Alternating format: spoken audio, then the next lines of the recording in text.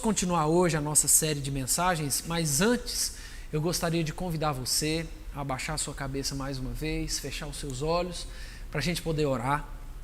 Nós vamos orar por esse momento que nós vamos meditar na palavra de Deus, mas nós também vamos orar pelas famílias enlutadas, pelos nossos irmãos, amigos e familiares que têm vivido momentos de luto, e nós vamos ter esse tempo agora no nosso culto para interceder por essas famílias, por essas pessoas. Vamos lá, vamos orar? Deus, nós pedimos ao Senhor que o Senhor continue conosco, nos iluminando, nos guiando, nesse momento em que nós vamos meditar na Tua Palavra, que nós vamos abrir a Tua Palavra, continuar caminhando nessa série de mensagens. Eu peço que o Teu Espírito Santo esteja nos guiando, Pai. Nós oramos, Deus, pelas famílias, pelos nossos irmãos, familiares e amigos que têm enfrentado dias de luto. Nós vivemos num tempo de tantas perdas.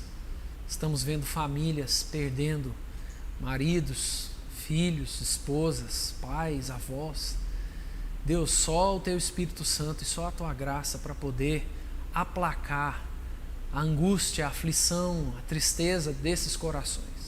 Nós, como igreja, queremos também nos entristecer, queremos também nos compadecer, queremos também ser instrumento do Senhor na vida dessas famílias.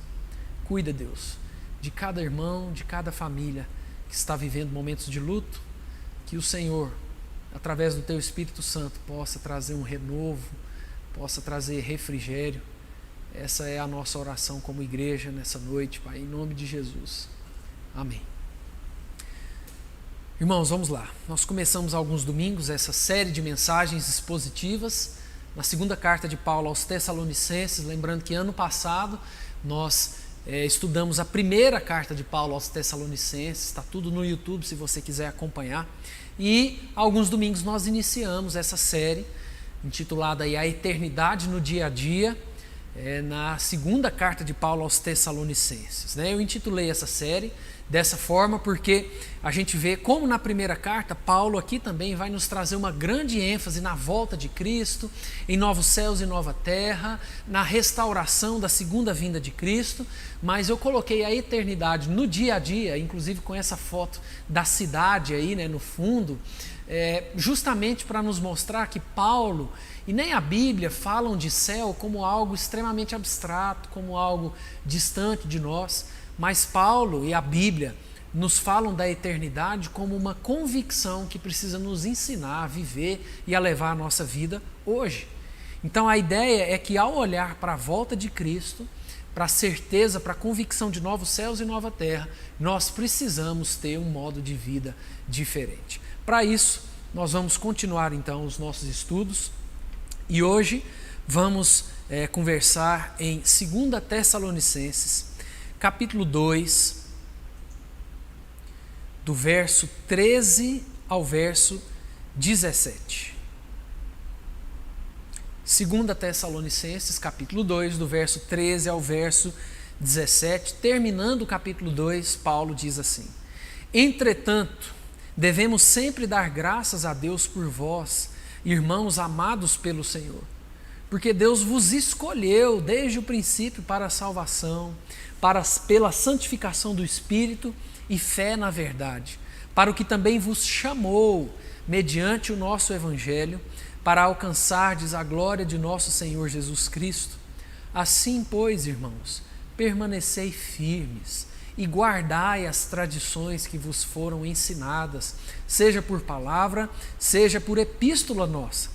Ora, nosso Senhor Jesus Cristo mesmo, e Deus, o nosso Pai, que nos amou e nos deu eterna consolação e boa esperança pela graça, consolem o vosso coração e vos confirmem em toda boa obra e boa palavra.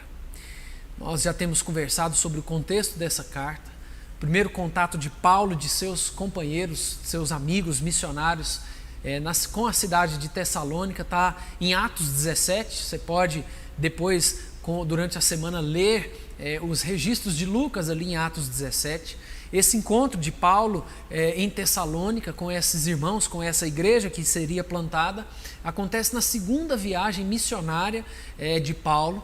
Estava ali com ele Silas, Timóteo, o próprio Lucas, que registra tudo isso em Atos. E o processo de evangelização em Tessalônica foi um processo muito impactante. Em Atos 17 a gente vê isso. Nós vemos Paulo evangelizando e ensinando nas sinagogas por algumas semanas. Nós vemos lá o registro de judeus se convertendo, mulheres da alta sociedade também se convertendo ao evangelho, e também vemos uma grande revolta da liderança político-religiosa desse contexto, e foi o que justamente impediu Paulo e de seus amigos de continuarem ali por mais tempo naquela cidade.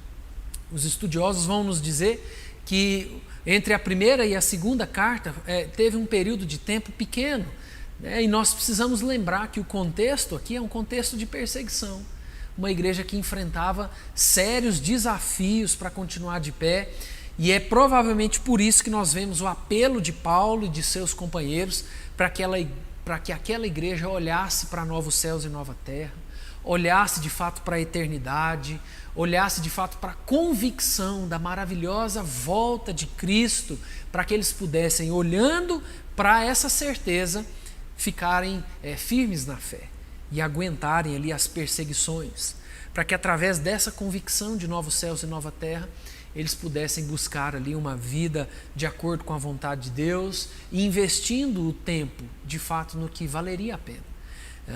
Nas duas últimas mensagens, nós meditamos em versículos extremamente pesados, versículos duros, difíceis de pregar, difíceis de meditar. Nós vemos Paulo falando de alguns sinais da segunda vinda de Cristo. Paulo fala sobre a apostasia, Paulo fala sobre o homem da iniquidade, ele fala também da vitória certa em Cristo no fim dos tempos.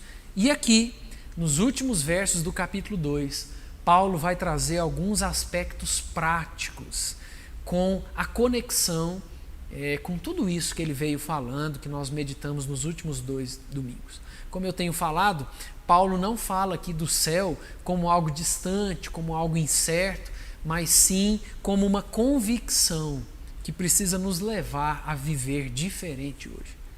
Então, se antes Paulo mostrou as verdades enganosas de Satanás, a gente vê isso nos versos anteriores, aqui Paulo vai nos trazer as verdades da vida do nosso Senhor Jesus Cristo, no nosso Senhor Jesus Cristo. É por isso que eu queria que nós meditássemos hoje sobre 3 princípios para alguém que de fato deseja viver a eternidade no dia a dia. 3 princípios para alguém que realmente deseja viver a eternidade no dia a dia. O primeiro princípio está aí do verso 13 ao verso 14, que é convicção de salvação. Olha o que diz os versículos 13 e 14. Entretanto, devemos sempre dar graças a Deus por vós, irmãos amados pelo Senhor, porque Deus vos escolheu desde o princípio para a salvação, pela santificação do Espírito e fé na verdade, para o que também vos chamou, mediante o nosso Evangelho, para alcançardes a glória de nosso Senhor Jesus Cristo. A expressão no verso 13, entretanto, já vai justamente nos fortalecer a ideia da conexão de tudo que Paulo vem falando anteriormente com essa espécie de conclusão aqui nesses versículos. Se antes Paulo vem mostrando a condenação para os que não estiverem em Cristo, aqui nós vemos a salvação para aqueles lavados pelo sangue de Jesus.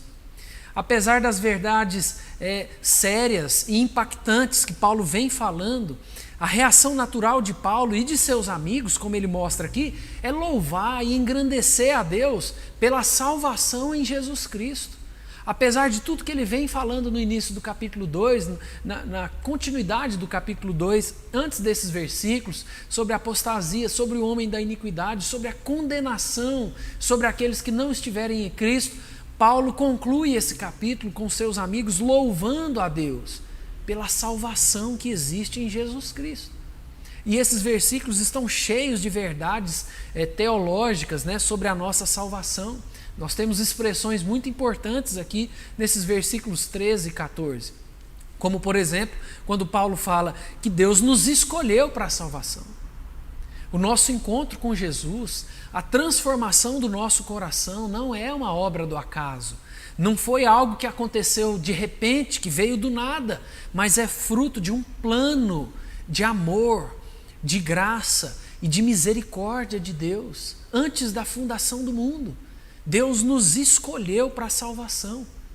Lá em Efésios, capítulo 1, versos 3 e 4, um texto bem conhecido, também Paulo escreve: Bendito o Deus e Pai de nosso Senhor Jesus Cristo, que nos tem abençoado com toda sorte de bênção espiritual nas regiões celestiais em Cristo, assim como nos escolheu nele, antes da fundação do mundo, para sermos santos e irrepreensíveis perante ele e em amor. Tem um teólogo que eu gosto muito de consultar os seus comentários, o nome dele é Wiersbe, e ele comenta esses versículos dizendo algo muito interessante. Ele diz assim: não somos salvos somente pelo amor, pois Deus ama o mundo inteiro e, no entanto, nem todos são salvos. O amor revela-se na graça e na misericórdia. Em sua graça, Deus nos dá por meio de Cristo o que não merecemos, e em sua misericórdia, Deus deixa de nos dar o que merecemos, pois lançou o castigo que nos era devido sobre Cristo. E o texto ainda nos traz dois fatores que demonstram a veracidade dessa salvação. Quando Paulo fala sobre a santificação do Espírito, um dos fatores que confirmam a nossa fé, que confirmam a genuidade da nossa fé, é o processo de santificação que o Espírito Santo vai realizando em nós. O processo em que nós, pouco a pouco, dia após dia, somos moldados conforme a vida e o caráter de Jesus Cristo. Processo que é realizado pelo Espírito Santo através da nossa busca por mais intimidade com Deus. Olha o que diz em 1 Pedro, capítulo 1, versos 14 a 16. Pedro diz assim: como filhos da obediência, não vos amoldeis às paixões que tinhais anteriormente na vossa ignorância. Pelo contrário, segundo é santo aquele que vos chamou, tornai-vos santos também vós mesmos em todo o vosso procedimento, porque escrito está: sede santos, porque eu sou santo. Além dessa santificação no Espírito, um outro fator que comprova a veracidade da nossa fé é o que Paulo traz no nosso texto como a fé na verdade. Um outro fator que confirma a nossa salvação é a fé, a crença, a certeza de conhecer Jesus Cristo. Lá em Efésios capítulo 2, verso 8, um texto muito conhecido, Paulo diz: porque pela graça sois salvos mediante a fé. E isso não vem de vós, é dom de Deus. Percebam que tanto a santificação quanto a fé são fatores nutridos, realizados por Deus, mas que também compõem elementos da nossa responsabilidade. São elementos, são fatores que vêm de Deus através do Espírito Santo, através também da nossa busca por mais intimidade com Deus. Um teólogo muito conhecido comenta também esse texto, dizendo que o propósito de Deus inclui tanto a atividade total do Espírito quanto a reação do homem. Quando nós de fato queremos viver a eternidade no dia a dia, nós precisamos ter, ou precisamos buscar a ter, convicção de salvação. Convicção dessas verdades que nós acabamos de ler nesses dois versículos. Que Deus nos escolheu, que Deus nos chamou, que através do Espírito Santo nós podemos e precisamos viver santidade e fé. Mas um segundo princípio para quem quer viver de fato a eternidade no dia a dia é firmeza no Evangelho. É o que diz no verso 15, olha o que diz o verso 15. Assim, pois, irmãos, permanecei firmes e guardai as tradições que vos foram ensinadas, seja por palavra, seja por epístola nossa. Nós vivemos a eternidade no dia a dia quando nós temos firmeza no Evangelho.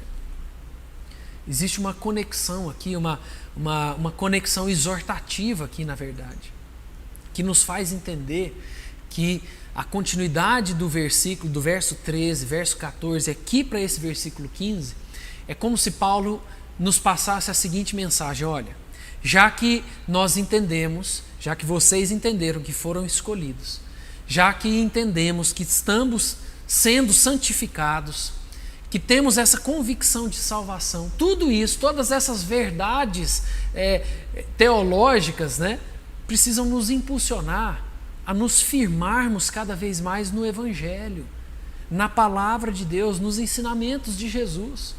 É por isso que um princípio para quem quer viver a eternidade no dia a dia é firmeza no Evangelho. E quando Paulo usa a expressão aqui, permanecei firmes, o modo como ele conjuga esse verbo aqui, no grego, está no tempo presente, no modo imperativo. O imperativo é fácil da gente entender, que demonstra de fato uma ordem, uma direção clara para aqueles que estão ouvindo, para os filhos de Deus, para os leitores dessa carta e, consequentemente, para nós. Mas o tempo presente no grego é diferente do nosso, no português. O tempo presente no grego nos fala de uma ação contínua.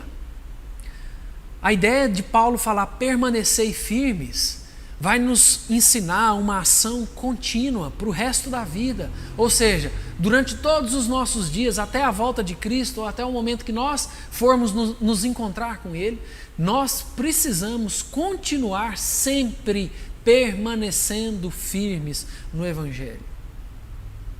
A nossa busca pela firmeza, pela fidelidade na palavra de Deus é durante toda a nossa vida. É um processo infinito. Quando Paulo fala aqui de guardar as tradições, né, Paulo está falando, na verdade, do Evangelho, dos ensinamentos de Cristo, daquilo que vem sendo transmitido a essa igreja, tanto pela boca desses missionários, quanto pelas cartas desses missionários. Tradição aqui, na nossa língua pode trazer uma conotação errada, mas tradição aqui fala justamente, literalmente, sobre aquilo que foi passado de pessoa para pessoa. As verdades do Evangelho que foram ali ensinadas por Jesus Cristo e depois inspiradamente registradas, passadas adiante. Olha o que esse comentarista diz a respeito desse trecho. Ao usar o termo tradições, Paulo não se refere às ideias religiosas criadas por seres humanos e sem fundamento bíblico. Jesus rejeitou as tradições religiosas humanas. E Paulo adverte contra elas em Colossenses. É triste ver religiosos discutirem tradições humanas e, ao mesmo tempo, rejeitarem a verdade simples da palavra de Deus. Firmeza no Evangelho é o que Paulo diz aqui sobre permanecer firmes nas tradições, ou seja, permanecer firmes nos ensinos verdadeiros do Evangelho.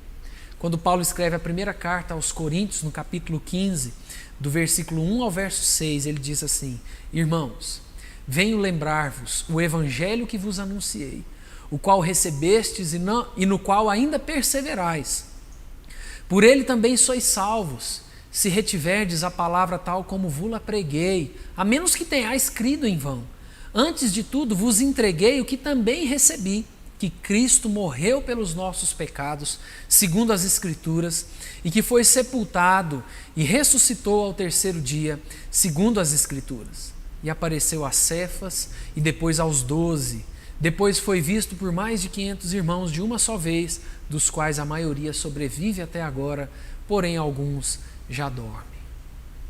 Irmãos, se a igreja brasileira entendesse a importância desse princípio, se a igreja brasileira entendesse o que de fato é ter firmeza no Evangelho, se nós entendêssemos o valor do conhecimento da palavra, o quão preciosa é a revelação de Deus na Bíblia, se de fato nós nos dedicássemos a estudar esse Evangelho, nós evitaríamos tantos problemas.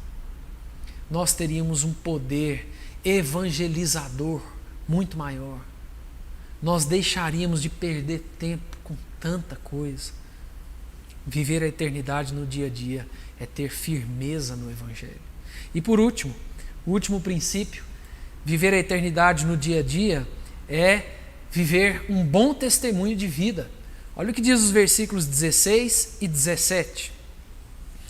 Paulo conclui o capítulo 2 dizendo: Ora, nosso Senhor Jesus Cristo mesmo e Deus, o nosso Pai, que nos amou e nos deu eterna consolação e boa esperança pela graça, consolem o vosso coração, e vos confirmem em toda boa obra e boa palavra. A versão NVI traz de uma maneira interessante esses versículos. Ela diz assim: que o próprio Senhor Jesus Cristo e Deus nosso Pai, que nos amou e nos deu eterna consolação e boa esperança pela graça, deem ânimo ao coração de vocês e os fortaleçam para fazerem sempre o bem, tanto em atos como em palavras. Paulo termina esse capítulo desejando que o próprio Senhor Jesus Cristo fortaleça e anime essa igreja para de fato viver tudo isso no dia a dia. Na verdade, nós temos aqui uma espécie de oração por parte de Paulo e dos seus amigos, dos seus companheiros. Paulo e os outros missionários estão aqui orando para que através do amor, da consolação e da boa esperança do Senhor, essa igreja seja animada, seja encorajada a praticar o Evangelho em suas vidas, a viver a eternidade no dia a dia.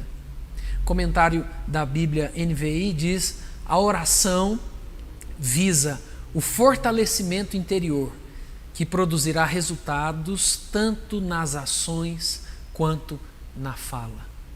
Um texto muito conhecido lá em Tiago, no capítulo 1, versículos 22 a 25, Tiago diz: tornai-vos, pois, praticantes da palavra e não somente ouvintes, enganando-vos a vós mesmos. Porque se alguém é ouvinte da palavra e não praticante, assemelha-se ao homem que contempla num espelho o seu rosto natural, pois a si mesmo se contempla e se retira e para logo se esquece de como era a sua aparência. Mas aquele que considera atentamente na lei perfeita, lei da liberdade, e nela persevera, não sendo ouvinte negligente, mas operoso praticante, esse será bem-aventurado no que realizar. Na verdade, esse trecho final é uma oração que nós, como igreja, deveríamos fazer todas as manhãs.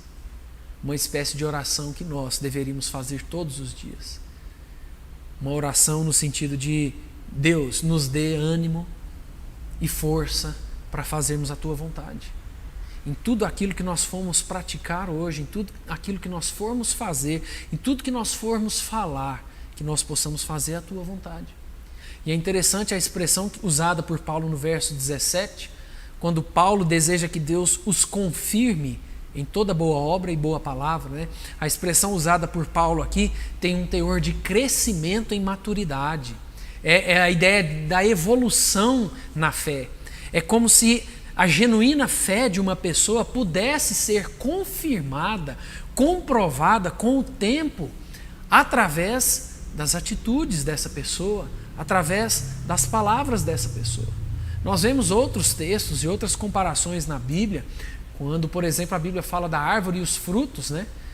Toda árvore vai dar o fruto conforme a sua natureza, conforme aquilo que ela é de fato. Boas obras e boas palavras são fortes indícios de alguém que realmente conheceu a Jesus. Boas obras e boas palavras são fortes indícios de alguém que realmente conheceu a Jesus. É por isso que quem quer viver a eternidade no dia a dia precisa ficar atento ao bom testemunho de vida, naquilo que nós fazemos e naquilo que nós falamos. Eu quero caminhar para o fim, lendo o comentário que eu achei muito interessante desse teólogo, e ele diz: ninguém é salvo pelas boas obras, mas as boas obras dão prova da salvação. Não podemos depender apenas de boas palavras. O que dizemos deve ser confirmado por aquilo que fazemos. As boas obras devem ser uma prática contínua, não algo ocasional. Devemos ser confirmados em nossas palavras e em nossas obras. Esse é o terceiro e último princípio para quem quer viver a eternidade no dia a dia: bom testemunho de vida. Irmãos, para concluir tudo isso, viver a eternidade no dia a dia é ter convicção de salvação, é ter firmeza no Evangelho e é ter um bom testemunho de vida.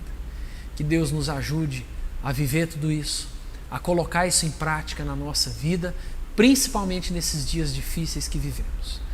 Vamos orar? Quero convidar você mais uma vez para a gente encerrar o nosso culto, terminar esse momento, abaixar a sua cabeça, fechar os seus olhos, para a gente poder orar e pedir para que Deus de fato nos ajude a colocar tudo isso em prática no nosso dia a dia, para que nós possamos de fato viver a eternidade no dia a dia com convicção de salvação, firmeza no Evangelho e bom testemunho de vida. Vamos lá? Deus, obrigado mais uma vez pela Tua Palavra e pelo privilégio que nós temos de meditar na Tua Palavra. Obrigado por cada irmão, cada amigo que está nos acompanhando e aqueles que também ainda assistirão esse culto, essa mensagem posteriormente, Deus. Nos ajuda, Pai, a colocar tudo isso em prática na nossa vida. Nos ajuda a de fato viver a eternidade no dia a dia. Teu Espírito Santo esteja trabalhando no nosso coração e no nosso caráter, através dessas mensagens, através da Tua Palavra, para que possamos de fato ter convicção de salvação, firmeza no Evangelho e um bom testemunho de vida, tudo isso para a honra e glória do Senhor. Que a graça do Senhor Deus, nosso Pai, que o amor de Jesus Cristo, Seu Filho, e que as eternas consolações do Espírito Santo esteja com cada um de nós durante a nossa vida, durante mais uma semana, em nome de Jesus. Amém.